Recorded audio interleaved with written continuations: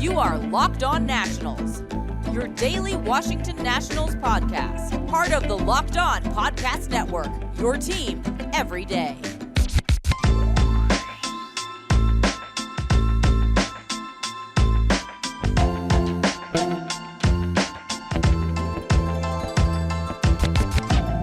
Hello everybody, Josh Neighbors here in the Locked On Nationals podcast. Today it is Monday, September 13th, 2021, and on today's show, talk about the Nationals series this past weekend with the Pirates. Should Juan Soto be considered for MVP?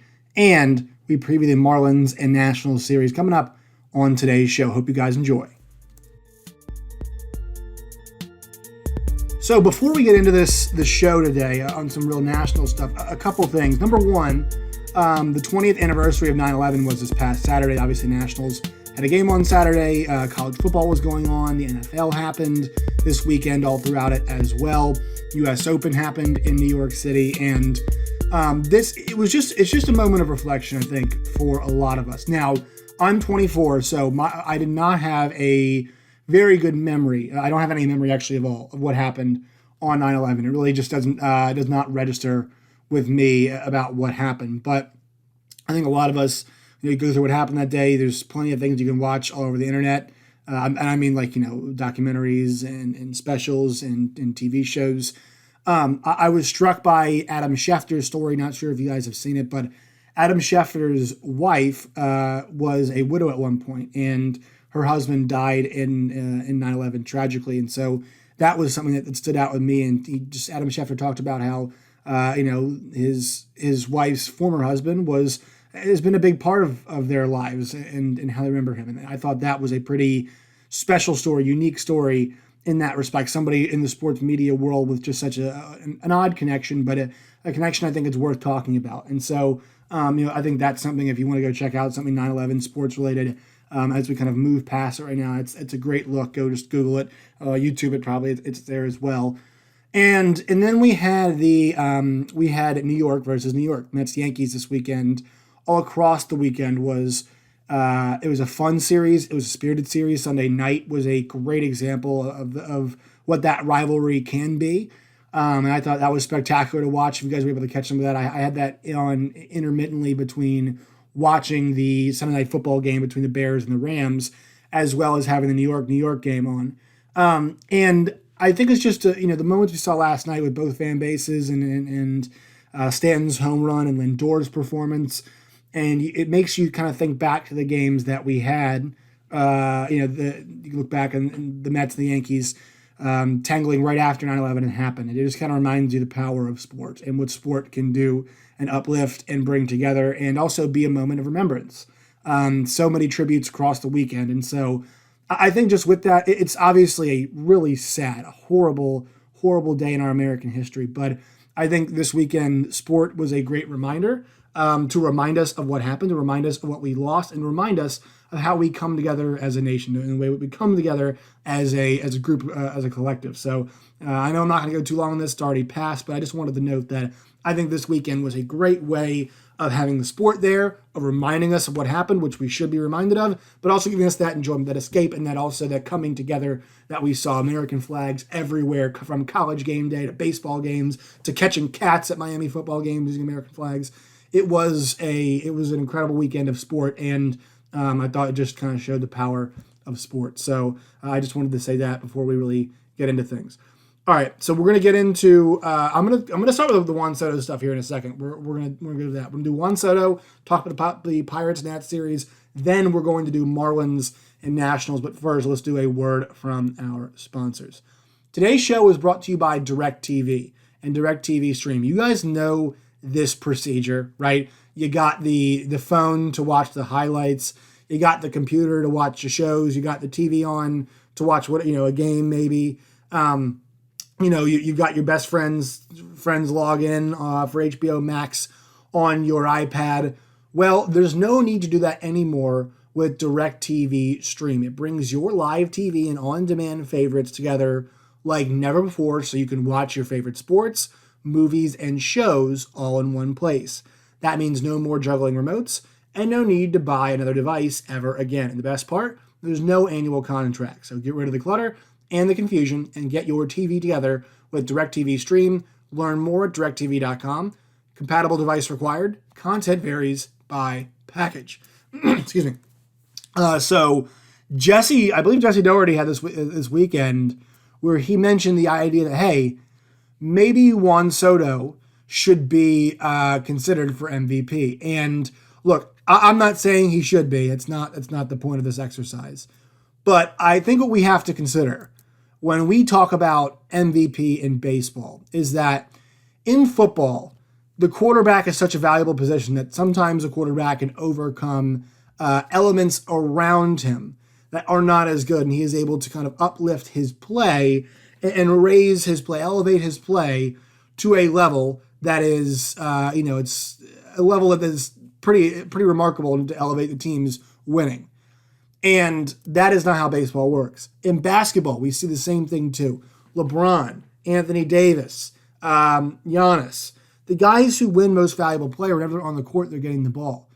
Think about it in baseball. And I know many of you guys are baseball fans, but let's just think about this. Just, real quickly. Like Juan Soto does not bat every half inning, right? That's just not how it works. He is in the field, but there's no guarantee a ball is going to be hit to him. So while he is in the field of play, while he is available to make plays, he's not always being asked to do so in a way that a quarterback or a point guard or any basketball player you want to pick is asked to make plays in a constant way. And also you think about the way baseball teams are constructed, like there are three guys up every inning. So once they walk Juan Soto, what is Juan supposed to do, right? What else can he do? Sure, he can grab a bag, but do you want a guy like that's that good putting himself in the line trying to steal all the time? It's a great question about whether or not it's the right thing to do. So the whole point of me saying this is that how much should we value winning in the conversations about who should win MVP in baseball? Mike Trout has won a few MVPs, and obviously his team did not make the playoffs. And so right now, we're going to go and look at the odds currently for most valuable player in the National League. And so the National League, Fernando Tatis Jr. is a minus 250 favorite. Bryce Harper is right there at plus 325. Fred Freeman at plus 1,000. Max Muncy is plus 1,000. And then Juan Soto and Trey Turner are plus 2,500 and then plus 3,300 respectively, I should say. So you see the odds there. And you think to yourself, well, if Tatis kind of already has this in the bag, is this a worthwhile conversation to have? And I would agree, yes. Because to me, I think the two players that are most deserving of the MVP award right now, I believe it's in terms of performance from the whole year, regardless of team competition. Like I think Juan Soto and I think Bryce Harper have been the two most impressive players. Now, full disclosure here, I would actually give Bryce the nod in terms of the actual award itself. I think he has been outstanding. I know he's only played 122 games, which is a few less than some of the guys. I think Tatis he's at a few less. He's 110, but and the numbers for him are absolutely insane. But I think Bryce has been kind of the best, most feared player in lineups the entire year. But kind of things have gone haywire back and forth for them. I feel like he has been kind of this just steadying presence on the season. Juan is the next guy, and I think Juan deserves consideration because let's look at the numbers. 311 batting average, that's third best in the National League. The 457 on base is the best in the National League, and it's by a rather considerable margin. The next closest player is 421. That is Bryce Harper. He's right there at 421. The next closest is Jesse Winker at 395. So there are two players right now in the league that get on base above 40% of the time. It's Bryce, it's Juan. Slugging percentage, Bryce gets the nod in this category. Fernando Tatis is number 1, but Bryce goes number 2 in that category. OPS is Bryce's. He's at 1.032. Vladdy Guerrero Jr. actually is right there, but obviously it's a National League award. And then the WAR, Fernando Tatis is a little bit higher, but also think about this too. He was moved on. I know WAR calculates this, but I think about wins above replacement. Like think about his defensive performances, and just consider the fact they had to move him to the outfield. Right, that Fernando Tatis has had to be moved because of his poor defensive play. So all these categories, like once again, that's why I think Bryce is the guy. But Juan is up there in every single one of these statistical categories. And just the way he plays, 25 homers. I know he's 7 behind those guys. But he's at 83 runs driven in, which is second. Obviously, his on base is higher. And for him, the Ks are way down too. And so I know it's not always the best way to measure. I know the game's changed a little bit. But look, this is a guy who, if you wanted to argue, I think you really can argue he's the best all-around hitter in baseball just because of the approach. Like, we've had so many conversations on the show about should they move Juan and should they do that to fit his profile, because the way he gets on base, he's creating so many opportunities. Now, does he have the guys, the horses right now to make it work behind him? No. But earlier in the season, when we saw that the big three was together, when they had Trey, and they had Juan, and they had Kyle Schwarber, and the rest of the guys in the lineup too, they were really gelling because, look, you had to pitch to Juan more often than you had to do now. And that is something that he's not suffered from because his approach never changes. His approach has not changed at all, and I love that about him, and I don't want him to be more aggressive at certain times because I think the way he is right now as a player, it's so complete, right? But we don't consider him for MVP because right now the Nationals are a 59-win baseball team, right? The Nationals aren't going to lose 100 games this year, but they're going to be a 90-plus loss team. So when you factor that in, it feels like he's not going to get that consideration, although I would counter and say, look, in the American League, Shohei Ohtani is probably going to win the American League MVP award, and his team is not winning either. Also, you think about the Angels, it's funny, they have a bunch of guys winning MVP all the time. They don't actually, make the playoffs or anything. So that's the irony of it, is the Angels are going to have, let's see, I just want to make sure I get this correct. AL MVP winners. So you go down the list. Let's see, Mike Trout won in 2019. Let's see, I'm pulling it up now. All right, so 2020, Jose Abreu. Mike Trout in 19 in the American League. Mike Trout in 16 in the American League. Mike Trout in 14 in the American League. And all those times, I don't believe they made the playoffs in any of those seasons. And look, I'm not arguing that they should. I actually think this is a sport that is more conducive to just kind of like it not happening that way. So I'm kind of the mind here that Juan Soto should be drawing more MVP consideration. I know Tatis will probably end up winning it. I think Bryce, if I had to vote now, I would say Bryce. But if you want to kind of change the conversation and say, hey, who is the best all-around hitter in baseball? I think Juan Soto gets the nod there because you look at the way, once again, look at the numbers for Juan Soto. 311 batting average, 457 on base, 528 slugging, which isn't great, 985 OPS, a 6 WAR. He has got 25 homers on the year, 83 runs driven in, and he's also got 119 walks on the year too. That shows the variety of ways in which he hurts you. Now, his Ks are up, but they're not also, his Ks are nowhere near a lot of the top guys, a lot of the guys that we're seeing up there, which, Ks don't matter as much anymore. But I think it just shows you he is because he is the most complete player, maybe the most complete hitter, I should say, in the league. That's why he deserves some consideration, because that just the fact that he's been the most complete hitter has been on full display. The numbers bear that out with how good he's been this year. So I just wanted to note that maybe I think Juan Soto should be getting some consideration. I think just us who cover the Nationals and watch the Nationals are thinking that because they're not a very good baseball team, which I think we should expand our horizons. But I understand if some people believe winning is what matters. It just, in baseball, it's a bit different. All right, let's take one more break. I hear from our sponsors. Then we'll move on to this weekend's series with the Nationals and the Pirates. Today's Locked On Nationals podcast is brought to you by Built Bar. Built Bar is the best tasting, best for you protein bar in this protein bar game today. They've got coconut, cherry bar chia, raspberry, mint brownie, double chocolate, salted caramel, strawberry, orange, cookies and cream, and German chocolate.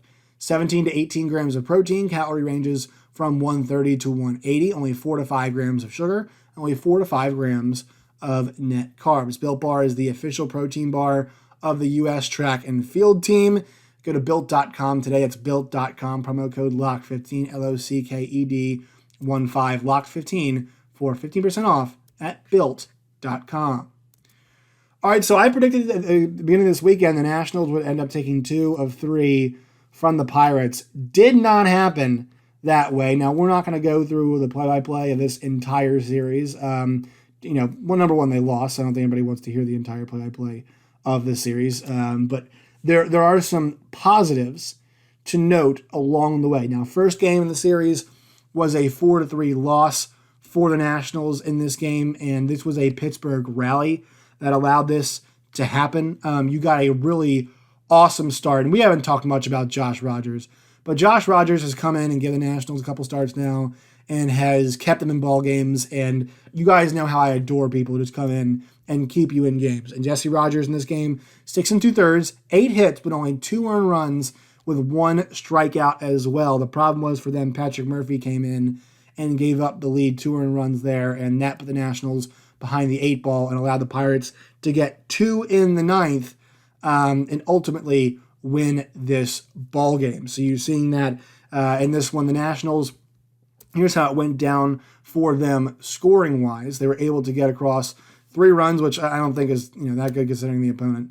But the Nationals were able to get across 3 runs in this game. They got a Riley Adams triple and a Lane Thomas single, and it just kind of shows you, this is the second inning too, that the Nationals are going to have some choices to make about these guys. I mean, I don't think those guys are going to be much tough choices to be made. I think they'll be part of the team, obviously. But like the way in which they deploy them and how they go and sign other people is going to be super interesting because of the unbelievable performance level in a small sample size, of those 2 guys especially.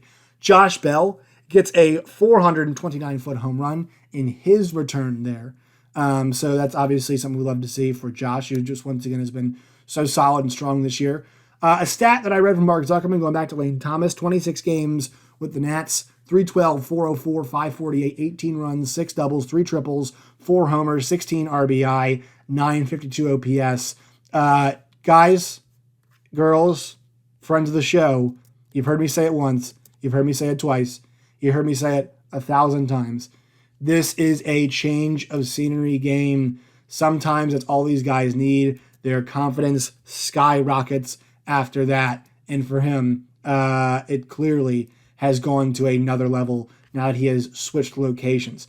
All right, 10-7 in the second game, a real shootout between the Nats and the Pirates. This was an interesting pitching matchup because it was Josiah Gray against Will Crowe. Now, obviously, Will Crowe, you all know, no pun intended there, was from the trade for Josh Bell. He was sent over there. So there is that interesting part of this. Nats struggled. I mean, Josiah Gray, 4 Ks, 3 hits, 5 earned runs on the night. The Nats made a couple errors as well. This was a difficult evening for Josiah. His ERA now sits at 6. His last few starts have been tough, and he needs to learn how to weather those situations better moving forward. His command, he's leaving way too many pitches in the zone. And then also guys are becoming a lot more patient against him. And, for him, it's about on those nights where the control isn't there, what are you going to do, right? What are you going to do to mitigate those circumstances? And he needs to learn how to do that better because, once again, hit numbers weren't up, but they still were able to get to him a good deal. Once again, Nationals offense came to play. 7 runs, feel like against the Pirates. Should be enough to get the job done, but it was not. K-Bear Ruiz drives in 2 runs in this game. Alcides Escobar and Juan Soto do a job as well. Yadiel Hernandez got in on the act, and Ryan Zimmerman got himself a home run. That's the Nationals got the scoring done. And look, Alcides Escobar, we mentioned this a million times, continues to just be so freaking solid. 2 for 5 in that middle game. Juan Soto goes 4 for 5. We already waxed poetically about how good Juan is. It's good to see K-Bear Ruiz drive in 3 runs in this game, which he was able to do so. K-Bear Ruiz getting the job done. Actually, I think there was not just 2 runs, it was a bases clearing double that he got in that game. So obviously the Nationals are pleased with that. And you move ahead to the final game of the series, a 6-2 win. And this is where we land on one Patrick Corbin. 7 innings, 4 hits, 2 earned runs, 4 Ks, 101 pitches. The ERA is below 6. This is more of the Patrick Corbin that we're used to seeing. Another solid start. And for Patrick, I wish he had more opportunities to keep pitching, but the last 2 starts for him, 7 innings, total of 5 earned runs given up in 7 innings in each game. 15 hits, he gave up 11 against the Mets, but still was able to keep them to 3 runs. The K numbers aren't really there, but he was a bit more effective in these games. So there is some progress being made. 3.21 ERA in the 14 innings that he's tossed this month after a 7.18 ERA in the month of August. He was absolutely horrible, but his control was better here. The slider was working. You get a lot of contact in this game, but he did a good job. He was able to get through 7 innings rather. And for the Nationals, a team that have burned so much bullpen pitching, the fact that Corbin was able to give them 7 innings and they only have to use 2 bullpen guys was a massive help, because the Nats, once again, that pen, if you've been watching, has been unbelievably taxed. For the Nats, good power output in this game. They get home runs from Luis Garcia, Alex Avila, Lane Thomas, and Yadiel Hernandez, a single to drive in their runs. They win 6-2. Nats offense put it on late in this game to get it done. Let's move forward to the series this week. It's a 3-game set in our nation's capital, 3 with Miami. 7:05, 7:05, 1:05. Your start times: Paulo Espino against Sandy Alcantara, Eric Fetty against Jesus Luzardo, and the Nationals do not have a starter listed for their game on Wednesday against the Marlins. But I think you'd figure could be Rogers, right? Because Saturday, Sunday, Monday, Tuesday. Yeah, I mean it's the 5th day that he'd be out there going. So we'll see. We'll see if he gets that start. But on 4 days, Fridays, that's the 5th day, obviously. So we'll see what happens there. But I would assume, even though the spot in the rotation is still left open, I assume that's who we're going to see. So it's going to be a Rogers versus Rogers matchup, right? Josh Rogers against Trevor Rogers in that game. So that'll be interesting. All right, that will do it for today's show. Going to do a mailbag here coming up. So be on the lookout on Twitter at @LO_Nationals and at Josh Neighbors for that. I want to get your all's questions here as the season winds down. What do you guys want to hear about? You have questions answered about. We'll discuss that and more. Once again, follow us there at @LO_Nationals, at Josh Neighbors _. YouTube on the way will be coming once the season ends. So once we hit playoff time, I'll be doing some playoff diaries as well, hopefully on YouTube. And as always, my friends, until next time, stay safe.